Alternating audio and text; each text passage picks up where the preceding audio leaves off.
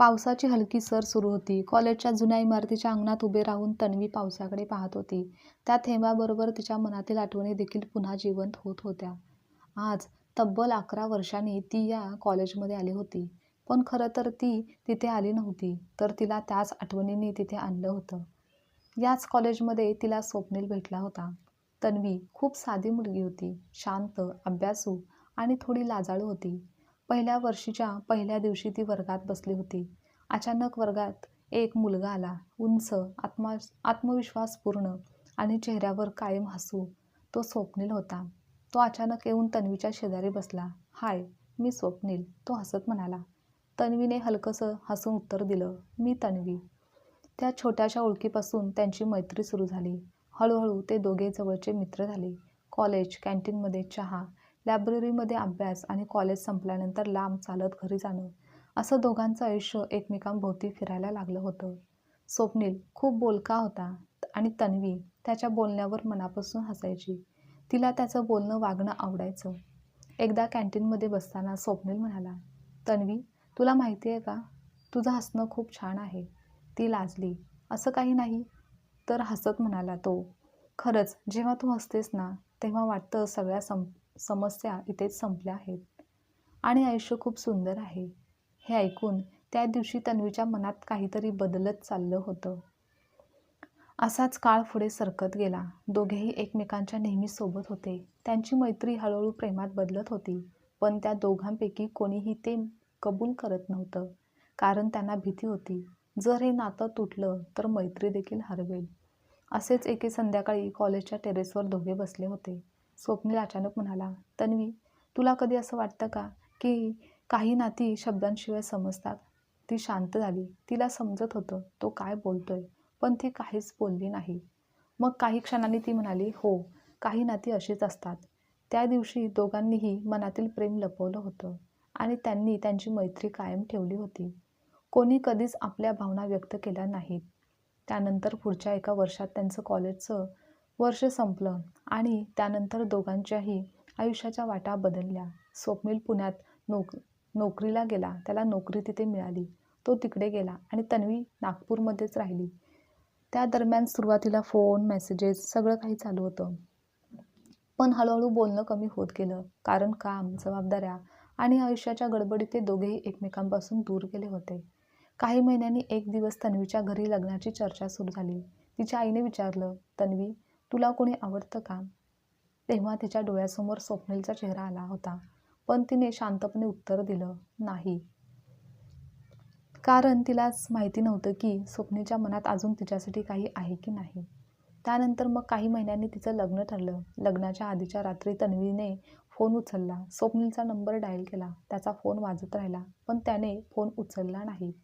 तन्वीच्या डोळ्यातून अश्रू वाहू लागले आणि त्या रात्री तिला एक गोष्ट समजली की काही नाती कधीच पूर्ण होत नाहीत. ती फक्त मनात राहतात. आणि आत्ता 11 वर्षांनी तन्वी पुन्हा त्या कॉलेजमध्ये उभी होती. आठवणींच्या गर्दीत हरवलेली होती. तेवढ्यात मागून कोणीतरी आवाज दिला, "तन्वी." तिने हळूच मागे वळून पाहिलं आणि तिचं हृदय एक क्षण थांबलं. कारण तिच्यासमोर स्वप्नील उभा होता. "तन्वी." हा आवाज ऐकताच तिचं हृदय जोरात धडधडायला लागलं. तिने हळूच मागे वळून पाहिलं. 11 वर्ष झाली होती, पण त्याचा चेहरा तिला तसाच ओळखीचा वाटत होता. फक्त आता त्याच्या डोळ्यात थोडा थकवा आणि शांत वेदना दिसत होत्या. काही क्षण दोघेही एकमेकांकडे बघत राहिले.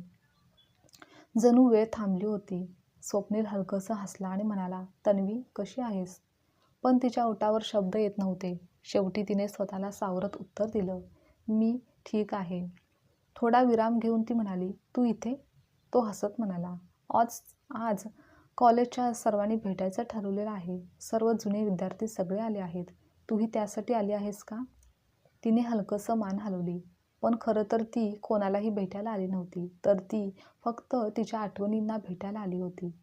मग दोघेही हळूहळू कॉलेजच्या अंगणात चालू लागले. पावसाचे थेंब अजूनही पडत होते.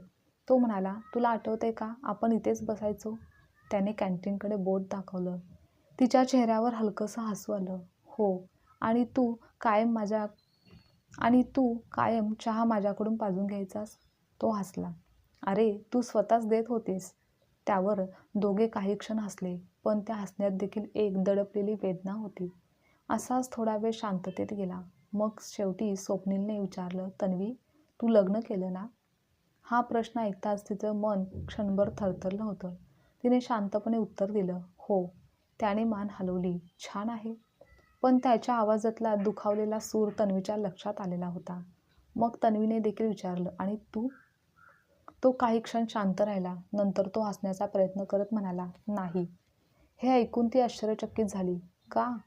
मग स्वप्नील थोडा दूर आकाशाकडे पाहत म्हणाला, काही नाती आयुष्यात असे असतात ज्यांच्या नंतर दुसरं कोणी मनात बसतच नाही. तिच्या डोळ्यात अश्रू चमकले आणि तिला जाणवलं की तो कोणाबद्दल बोलत आहे. त्यानंतर दोघे कॉलेजच्या टेरेसवर आले. ही तीच जागा जिथे कधी काळी त्यांनी सूर्यास्त पाहिला होता.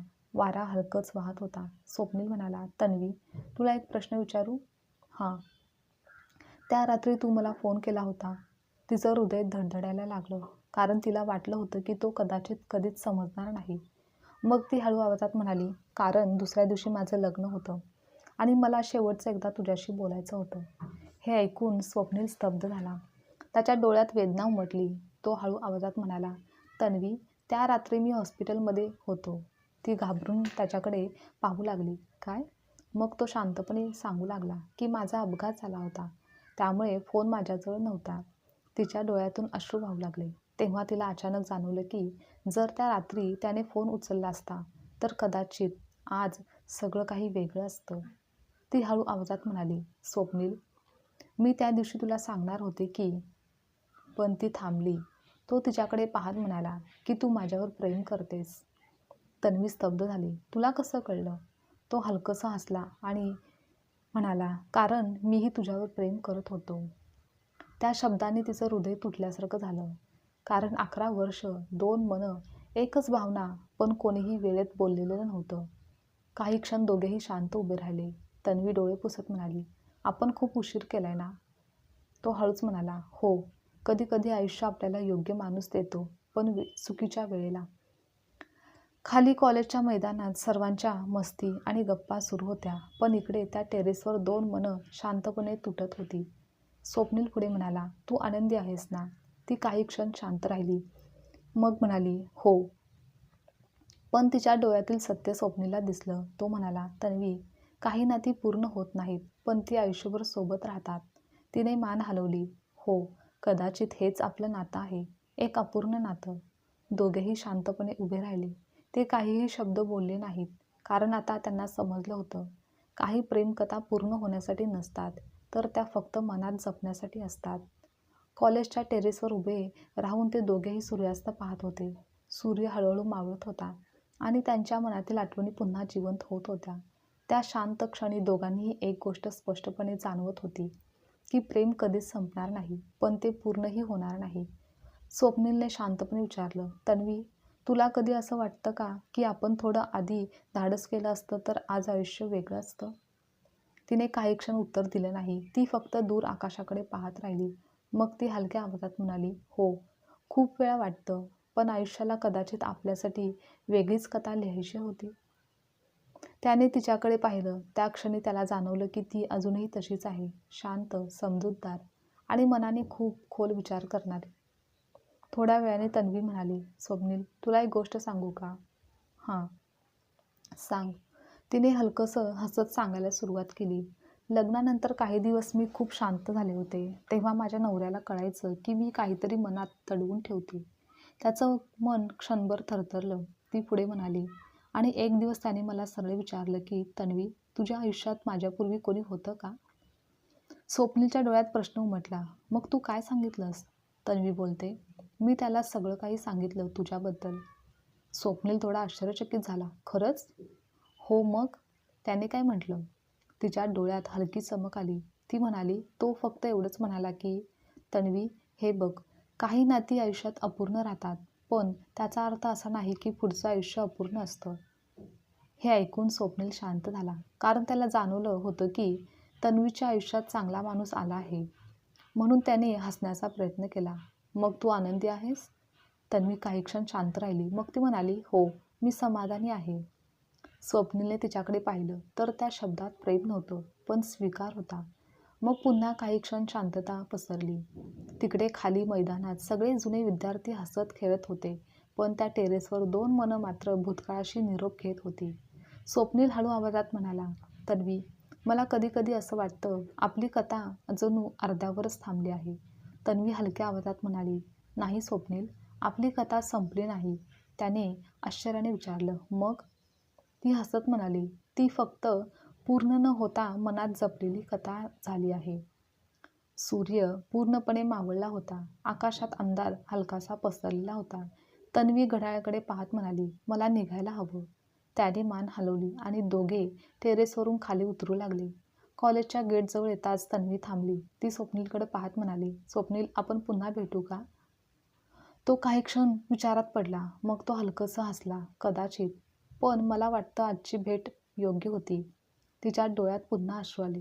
तो म्हणाला, "कारण काही नाती अशी असतात, जी पुन्हा पुन्हा भेटली तर कदाचित तुटतात, पण आठवणीत राहिली तर ती आयुष्यभर सुंदर राहतात." आता तिने मान हलवली, कारण तिला देखील समजलं होतं की हा निरोप आहे. मग ती हळू आवाजात म्हणाली, "धन्यवाद स्वप्नील."